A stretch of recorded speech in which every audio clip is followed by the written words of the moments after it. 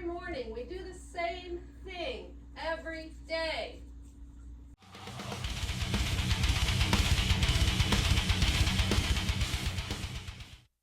Porsche. Regardless of the name of the car, this version is a dud, at least compared to what it should look like. Hasbro's cut so many corners on paint and detail that it honestly makes me wonder if the studio series' adherence to cartoon accuracy is really just a cost-saving measure. Back in the day, all these used to come with stickers. You'd get to put them on yourself. I miss that part of it, really. I'm old enough. I got the G1 Optimus Prime for Christmas in 1985, and I took them apart screw by screw in 1987, and ultimately swept them up along with my cut-up He-Man and G.I. Joes into a landfill in southwestern Pennsylvania in 1989, when I needed more room for Ninja Turtles. Don't worry, that's why we're here. I'm here to make up for my past deeds, and I'm starting with Jazz. With the help of Toyhax, not a sponsor, we're going to get him looking like his old self. Or possibly a Gen Z barista. Either way, I'm going to say it's a huge improvement over the current state of blandness. First things first, clear your workspace of any debris. I'm using some tools, an X-Acto, some tweezers, Q-tip to smooth things out, toothpick to get in those hard to reach spaces, magnifying glass because I'm old, and some medicine for the shakes. So because I've been handling this figure and my hands are greasy and disgusting, I wanted to make sure that the decals had the best chance to adhere. So I'm taking some isopropyl alcohol and wiping down the figure just to make sure I didn't take any paint with it. I was testing the back of his heel. Thankfully, nothing came with it. Because, what if these decals suck? I don't know. Or what if I change my mind? I won't, because I think you all will see how great it turned out. I was certainly pretty happy, so enjoy. Oh, and feel free to push forward to the good stuff. I understand that the process can be tedious, so but I've sped it up. Watch it if you want to.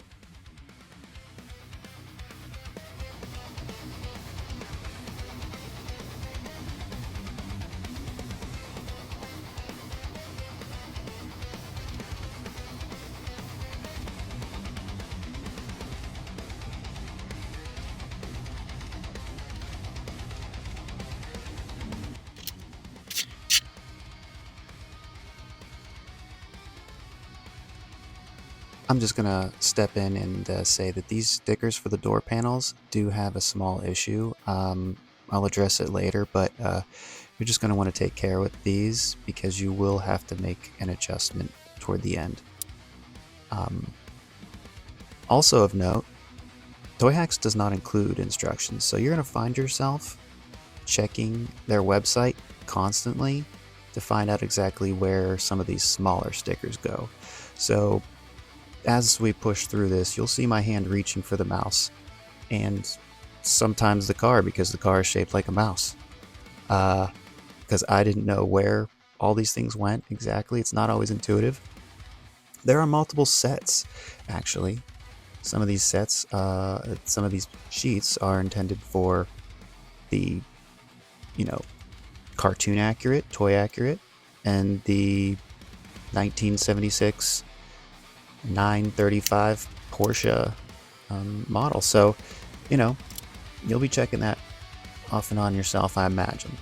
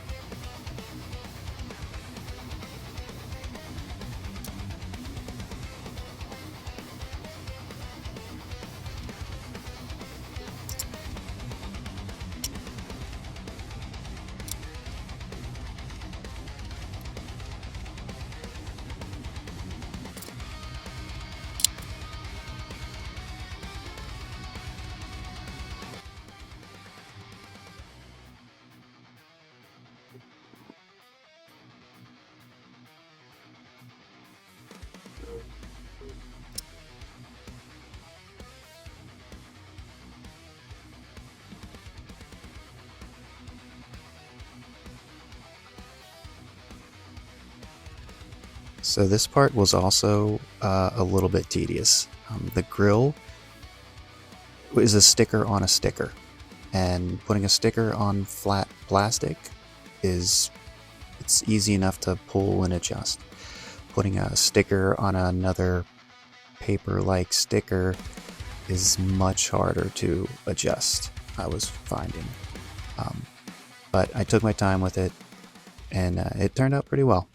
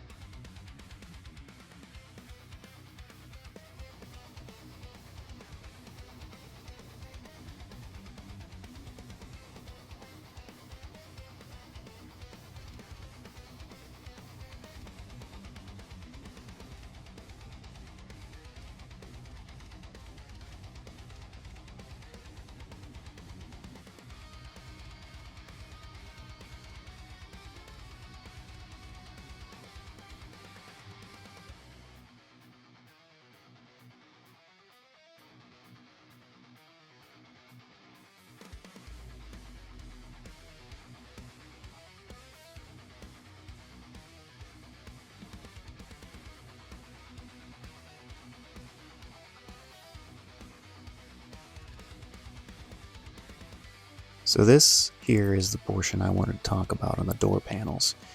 When you flip those up for his kind of wing mode look, the top of the decal on the door frame rubs into the window. The tolerances are so small.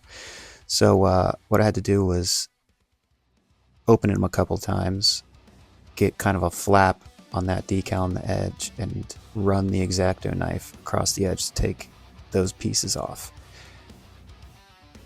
Ended up being okay.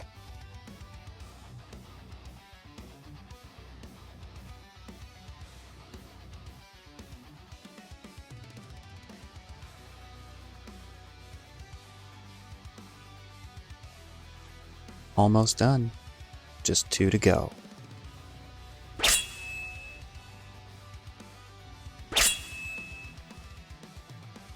And here's where I'm going to show you exactly where you're probably going to run into problems with these decals on the top. You can kind of make out the edge where it's rough. That's where I sliced along with the X-Acto. Now it kind of moves perfect.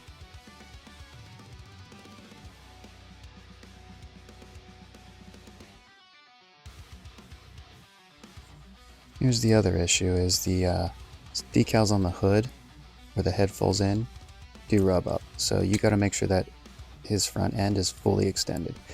There are extras though, in case they get scratched. Glamour shot time.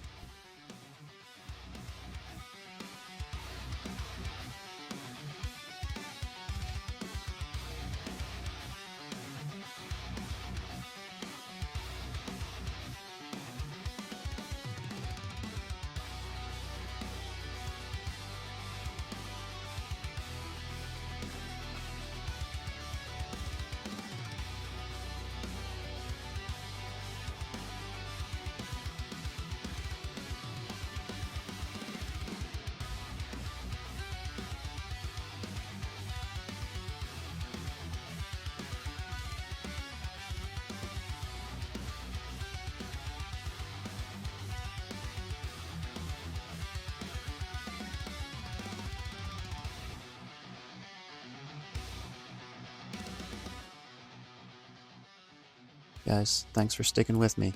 Like and subscribe.